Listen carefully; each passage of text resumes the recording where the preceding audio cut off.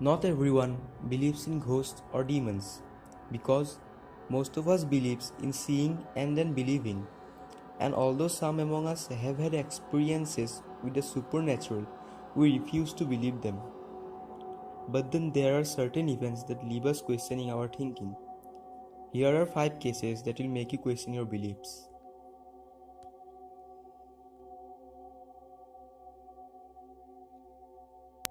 The year was 1974. The place, a small town called Ossett in Yorkshire, England. Autumn was fading and the bitter chill of winter could be felt in the air.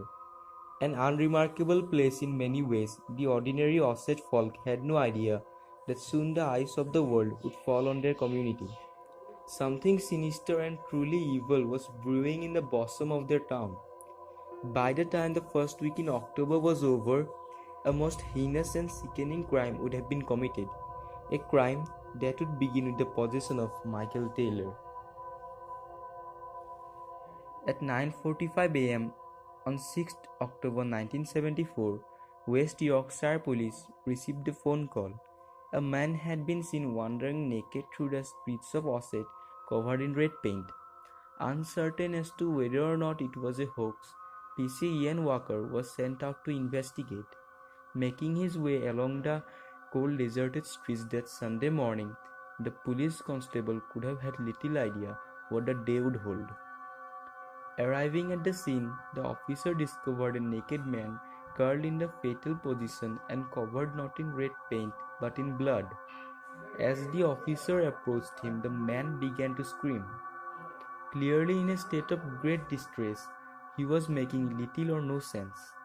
Fortunately, by this time a witness had arrived who identified the naked man as Michael Taylor.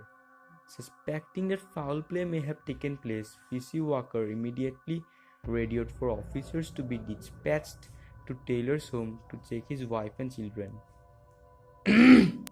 Michael Taylor was an ordinary man of 31 when the murder was committed. Married to Christine, the couple had 5 children and lived an ordinary life. One day his friend Barbara Wardman invited him to attend a prayer group at the Christian Fellowship Church. The prayer group was led by a young woman of 22, Mary Robinson. Over the next few weeks, Michael Taylor became obsessed with Mary Robinson. Eventually, his wife found out and she publicly confronted her husband in front of the congregation of the Christian Fellowship Church, accusing him of having an affair with Mary. At this point, Michael began to display the violence that would lead to a tragedy before the end of the week. Speaking in tongues, he attacked Mary Robinson in a blind rage. The local vicar was particularly concerned, so concerned in fact that he called for the exorcism of Michael Taylor's soul. At midnight on Saturday, 5th of October 1974, St. Thames Church, Yorkshire, the exorcism began. For the next 7 hours, Taylor was put through unimaginable horrors. By daybreak, everybody involved was exhausted. The exorcism had only been partially successful. Despite this failure, the decision was taken to allow Michael to go home and the exorcism would be completed the following night. Within 2 hours, Michael Taylor had arrived home and slaughtered his wife and dog. In 1975, the trial of Michael Taylor began with the warning that the details of the case would take the jury back to the Middle Ages. Taylor's defense rested greatly on discrediting both the prayer group and the priest who attempted the exorcism. In defending his client, Mr. Ognell QC stated, "Let those who are truly responsible for this killing stand up. We submit that Taylor is a mere cipher. The real guilt lies elsewhere. Religion is the key." Eventually, he was not found guilty of murder by the reason of insanity. Christine Taylor's death was recorded as misadventure rather than murder. Since his release, he has attempted suicide 4 times and in 2005 was brought before the courts again, accused of inappropriate conduct with a child. A witness to the exorcism, Margaret Smith, had begged the priest not to allow Taylor to leave the church until the job was complete. Her pleas fell on deaf ears. Whatever the truth of the matter, an innocent woman was brutally killed, a family torn apart, and a small town scared forever by a macabre and a grisly tragedy. After flood damage forced them from their home, Janet and Jack Smurl, along with their two young daughters and Jack's parents, moved into a Chase Street duplex in West Pittston, Pennsylvania. It was at this time that the eerie activity began. The first 18 months were happy ones. It was only then that weird things started happening. The TV burst into flames, water pipes leaked, scratches appeared on walls, and toilets flushed by themselves. Footsteps and music from unplugged radios were heard. Empty rocking chairs swayed by themselves, drawers opened and closed by themselves, and awful odors overwhelmed the house. Ominous black masses formed and floated through the home. One night, while lying next to his wife, Janet, Jack heard someone whispering. When he turned to face his wife, he watched the shadowy figure run up her leg. After that night, a light fixture fell from the ceiling, cutting one of the daughters on impact. The family dog was thrown against the wall. Terrified, the Smurls contacted the Warrens.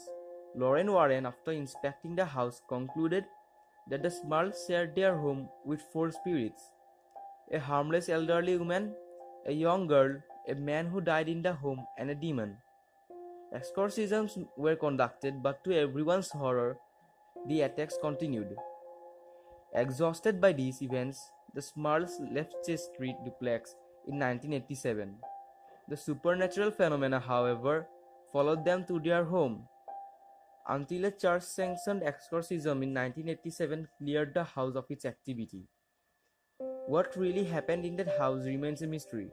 Perhaps only the Smurls will truly know. Still, one can't deny the strangeness of their tale. The Toys R Us in Sunnyvale is haunted by a man named Johnson. Employees and psychics say, "I don't believe in ghosts, but you feel a breeze behind you. Someone calls your name and there's nobody there. Funny things happen here you can't explain," said Put O'Brien, who has spent 18 years stacking toys at the store. It has been reported that rag dolls and toy trucks leap off shelves. Balls bounce down the aisles, children's books fall out of racks, and baby swings move on their own. But nothing he does ever hurts anybody. He is like Casper. Psychic Sylvia Brown said Johnson told her he was a preacher and ran hand in the 1880s on the Murphy family farm, where the toy sits today. Old news clippings say Johnson accidentally hacked his leg with an axe while carelessly chopping down trees. Another story said he was found dead in the orchard with an axe wound in his neck. In the December of 1980, 19-year-old Jean Hilliard was out driving in the northwestern Minnesota when her car slid off the road. It was bitterly cold weather and the engine refused to restart. Hilliard decided to walk to Nellie Nelson's home, which lay 2 miles away. She never made it, collapsing a handful of paces from the front door. Early next morning, her body was found. She was literally frozen stiff. With the hour, she was taken to Boston Municipal Hospital. Doctors couldn't penetrate her skin with needles, and her body temperature was low. It didn't even show up on the thermometers. Even her eyes were frozen solid and wouldn't react to light. Amazingly, after hours of slowly being warmed up by heating pads, Hilliard began to revive. After 3 days, she could move her legs again. After a month and a half in a hospital, Hilliard was discharged. She has reported no ill effects at all since then. The Enfield Poltergeist. The name given to the story of the paranormal phenomena that occurred at an entirely normal council house in Enfield, North London, is one of Britain's most beloved and well-known ghost stories.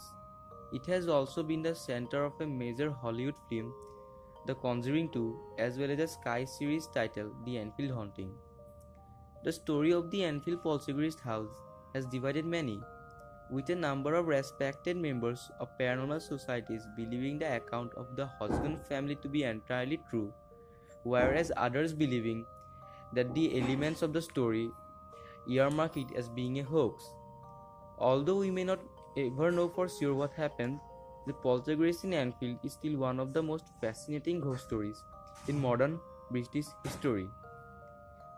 The Enfield poltergeist story began in 1977 and centered on the Hodgson family, mainly on the youngest daughter, Janet. Mother Peggy, sons Johnny and Billy, daughters Margaret and Janet were living in a semi-detached council house in Enfield. It was an entirely normal, nondescript house. We normally hear of tales of ghostly encounters in grander settings, hotels, castles, and ancient buildings. So the haunted house in Enfield resonated with families across Britain because it was real, it was close to home, and it felt like it could happen to us. The first event in the haunting is disputed, but it's thought to be either the beds moving around Janet and Margaret's room, or the chest of drawers moving forwards and then moving backwards. In both cases, Peggy told the children to stop messing around and didn't believe that anything was happening until she moved the chest of drawers back into place, only to see it move once again. With that, she became frightened and ran to the neighbor's house. The neighbors then accompanied them back to the house, only to hear further unexplained noises such as knocks and banging noises from various places in the house, with no particular source. The police were called and they too heard the noises but couldn't trace their source. There was all kinds of phenomena reported and witnessed by the family, neighbors, police, journalists, and investigators in 1977 and 1978. Furniture would move around seemingly without the aid of human hands. Knocking sounds were heard. Janet was thrown into air, and batteries were draining inexplicably. So as to say, the list is almost endless. Although there are many theories about the truth of the Enfield poltergeist house, and there are many who don't believe the Enfield poltergeist is real and nothing more than a figment of a creative yet troubled young girl.